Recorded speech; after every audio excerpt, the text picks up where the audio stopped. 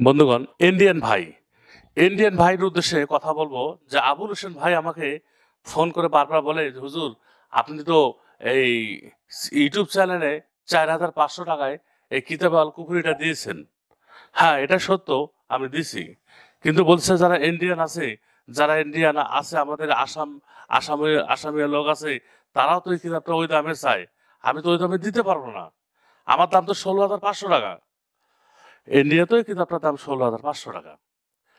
কিন্তু ও আমাকে বলার পর আমি আপনাদের উদ্দেশ্যে বলবো যে হ্যাঁ, এই কিতাবটি আপনিও ৪,৫০০ টাকা নিতে পারবেন, কিন্তু কুরিয়ার সার্ভিস বিলটা দিতে হবে।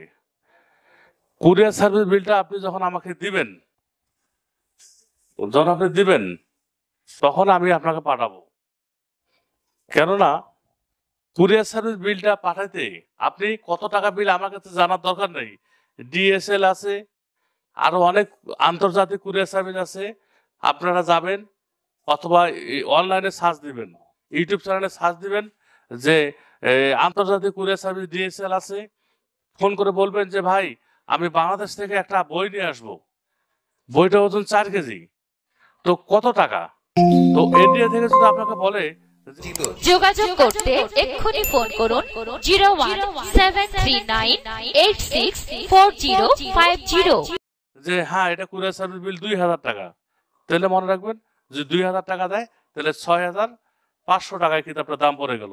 আপনি 6,500 টাকা আমার অ্যাকাউন্টে দিয়ে দিবেন, আমি আপনার নামে কিতাবটা পাঠিয়ে দেবো।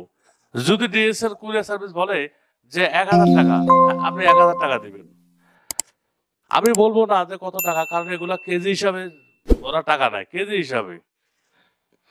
আপনি দেখুন ইন্ডিয়ান ভাই, যে ইন্ডিয়া আর বাংলাদেশ এটা এমন একটি সম্পর্ক, বিশেষ করে আসামের মানুষ বেশিরভাগটা বাংলাদেশের লোক, আর আসামের লোককে আমি অনেক সম্মান করি, অনেক ভালোবাসি।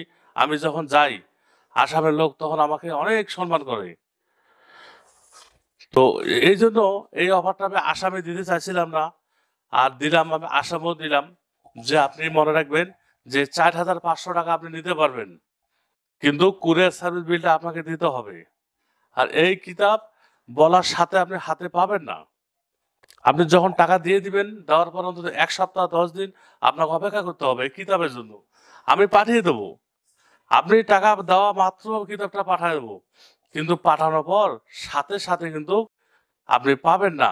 এই কিতাবটা কাস্টম নীল বাংলাদেশ থেকে চলে যাবে কলকাতা কাস্টমে, কলকাতা থেকে যাবে গুয়াহাটি থেকে তারপর বরবাটা আসবে, একটু সময় লাগে কুরিয়ার সার্ভিস বিল। আর পোস্ট অফিসে দিলে তো 1 মাস লাগবে, 1 মাস 40 দিন লাগে পোস্ট অফিসে দেওয়া যাবে না।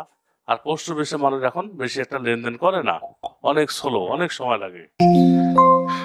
একজন আসামি ভাই বলছে বিক্রি করার জন্য এই কিতাবটা চেয়েছিল, আমি বন্ধুগণ দিয়েছিলাম, 1 মাসের বেশি লাগছিল পোস্ট অফিসে।